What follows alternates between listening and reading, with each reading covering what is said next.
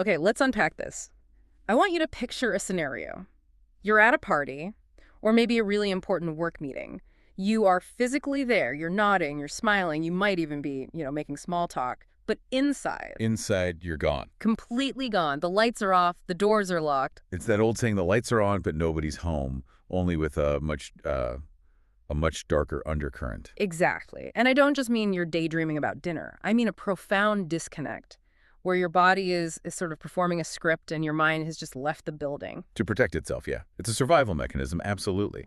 But it comes with a pretty heavy price tag. That is exactly what we are diving into today. We are looking at a really fascinating stack of materials, all centered around the memoir, Brownslip, a loose woman's memoir by Mantra Lotus. We've got the book itself, some poetry, workshop notes. And even an outline for a TED Talk. It's titled, Our Bodies Have Not Betrayed Us. Which, just as a title, feels incredibly validating. It really does. Yeah. It suggests that the physical pain or numbness we might feel isn't a malfunction. It's a message. So our mission today is to explore a psychological concept that is just stamped all over these documents. It's a bit of a mouthful. Disenfranchisement through dissociation. It sounds like legal jargon, doesn't it? It really does. Like, you'd need a lawyer. But in this context, it's deeply personal. We're going to look at how trauma splits the self into what the author calls a house divided, how that split shows up physically. I mean, literally, the body keeping the score, and then, how you come back from that. And just a heads up, the comeback isn't, it's not a gentle awakening. She calls it a jolt. Right, but before the jolt, we have to understand the problem. So disenfranchisement through dissociation. Break that down for us, because disenfranchised usually means you lose your right to vote. And in a way, that's exactly what it means here. But you're losing the vote on your own life. If you look at the House Divided workshop notes, she defines this state as a profound disconnection, where the mind, the emotions, and the body, they just stop talking to each other. They become separate entities. With different agendas, yeah. So a mind says, I can't handle this trauma, so I'm deleting the file. But the body, what? The body doesn't have a delete button? Exactly. The body holds tight. That's the phrase she uses. The mind refuses to remember because the memory is just too painful, but the body absorbs the blow. So you end up with a fragmented identity. You're just a collection of parts, trying to pretend the other parts don't exist. And Mantra Lotus, the author, she pins the start of this split on something she calls womanhood grief. Now, I have to ask, is this just a poetic way of saying depression, or is it something more specific? It's much more specific and honestly a bit more heartbreaking. Womanhood grief, according to her, stems from a mix of external judgment and internal separation. You're mourning the gap between who you know you are and how the world is treating you. The text mentions being prejudged for your looks or your actions. Right. She describes this feeling of being physically on the ground and at the mercy of some man. But, and this is the key conflict, at the very same time, she writes that she instinctively knew her power. Oh, that is a tension headache just waiting to happen. It's more than a headache. It's a psychic break.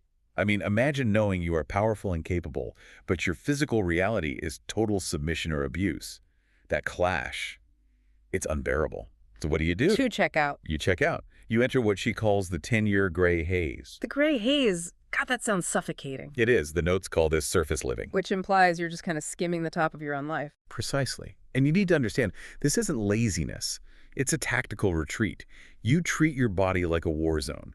Because if you actually lived in your body, you'd be standing on a battlefield. So you just, you float above it all, you disengage. But you can't float forever, and the source material uses some really vivid poetry to explain this feeling at its worst. There's a poem called The Puppeteer. This poem is really the anchor for that whole idea of losing your agency. It's creepy. I mean, the imagery is just so visceral. She talks about being tugged, pulled, lifted, and there's this command, dance, girl, dance. It's the ultimate expression of that house divided. If you've evicted yourself from your own body, well, someone else can move in and pull the strings. That is a terrifying thought, like squatter's rights on your own soul. In a way, yes. The author describes the state as being a woman hypnotized within. And notice the word hypnotized. It implies a trance. She's not dancing because she wants to. She's dancing because she's being controlled. And the text links this to a quote by Bell Hooks, doesn't it, about agency? Yes. The quote basically says that if you need anything outside yourself to validate your existence, you're giving away your power. You lose your agency. The puppeteer is that loss in real time. You become an object. And when you're an object, you don't feel pain, or at least the puppet doesn't complain about the strings. Correct. But, and this is where the bill comes due, the body is not a puppet. It's biological. It remembers. This brings us to the internal geography section of her notes. I found this part fascinating because we usually talk about trauma in terms of, flashbacks or anxiety, mental things, but she's talking about physical real estate. She calls them literal spaces within the body. Pockets of discomfort. Yes. The idea is that because the mind refused to process the trauma had to go somewhere. So it builds a home in your tissues. It creates disease, disorder, and body dysmorphia. The text gets really specific here, and I think that's important. It's not just, oh, my body hurts. In the poem Eden, she lists these specific ailments: a fracture on a left elbow from a losing fight, a protruding knot on her shoulder from the last unforgettable night. And those aren't just injuries. In this context, they're whisperers. Whisperers. That's the term she uses. These physical marks are whispering the history that the mind is trying to scream over. The mind is saying, I'm fine, I'm just dancing. But the knot on the shoulder is whispering, remember when we hit the wall. God, that's haunting. It's like being haunted by your own skeleton. It is. And the natural response to that is to numb yourself even further. The sources mention clogged ears and unnatural responses. What does an unnatural response even look like here? It means your sensory input is dampened. You stop hearing things clearly, you stop responding to touch, or you flinch at kindness because your body is wired for that war zone. You're walking around with these pockets of pain, but you've taken so much anesthetic, metaphorically or, literally, that you're just in that gray haze. So how do you break it? If you've spent a decade building this fortress of numbness, you can't just decide one Tuesday, okay, I'm back. No. And this is where her theory gets really interesting. She argues against a gentle approach. She says you need a jolt. A jolt, like a defibrillator for the soul. Basically. The TED Talk outline argues that because the dissociation is so deep, you have to push the body hard to wake it up. You have to push the spirit hard to wake up the emotions. That sounds, I don't know, dangerous. Or at least painful. It is painful. Think about it. If your foot falls asleep and you try to stand on it, what happens when the feeling comes back? Pins and needles. It hurts like crazy. Yeah, imagine that for your entire emotional self. That's the jolt. It's the sudden, often violent return of sensation. The text implies you have to be shaken out of the hypnosis of the puppeteer. There's a poem title that really caught my eye here. I'm not broken, just mentally cracked. I have to push back a little. I mean, cracked still sounds damaged to me. If I drop my phone and the screen cracks, I'm not celebrating. I'm going to the store. Why is cracked better than broken? It's a crucial distinction for her. Broken implies functionality is totally lost. They need to be thrown away or replaced. Crack, on the other hand, implies the structure is still there, just with openings. Openings for what? For the light. The source material references that famous idea that the crack is where the light gets in.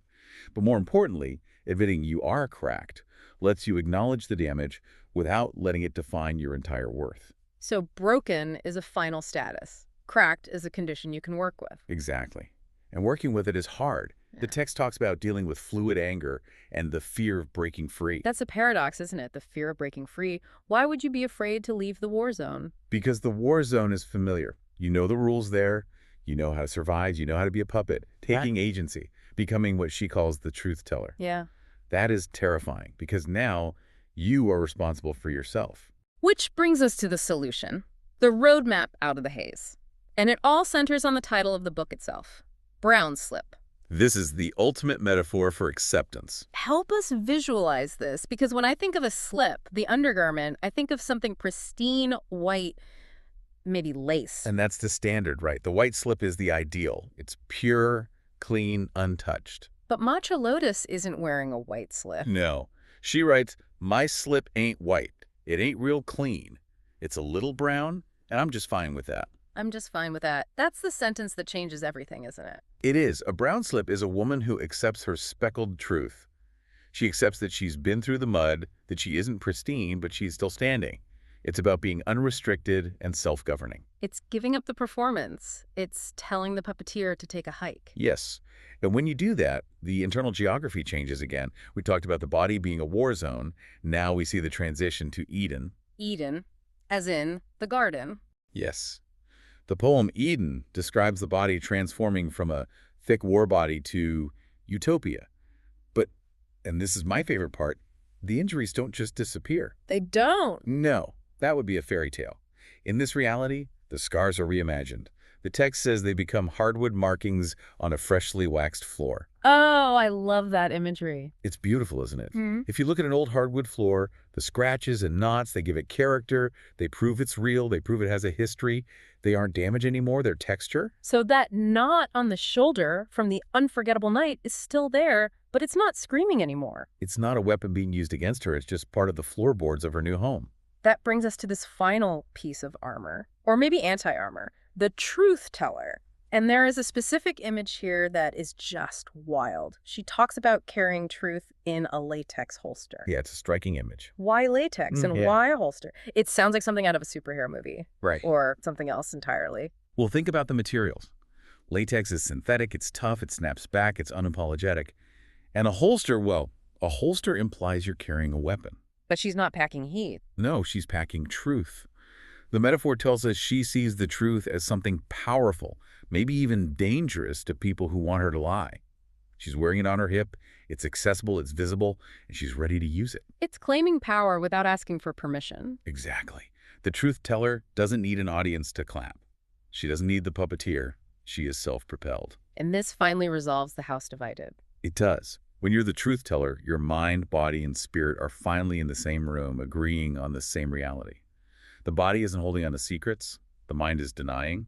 The ledger is balanced. So if we look back at this whole arc, it's a massive journey. We started in that hypnotized state, total loss of agency, body as a war zone. Then we hit the jolt, that violent waking up, the pins and needles of sensation returning and accepting being cracked. And finally, we arrive at pure evolution, the Brownslip, accepting the speckled truth. Which brings us to the girl you done glowed up face she mentions. I glowed up. I love that. But the glow isn't cosmetic. It's integration.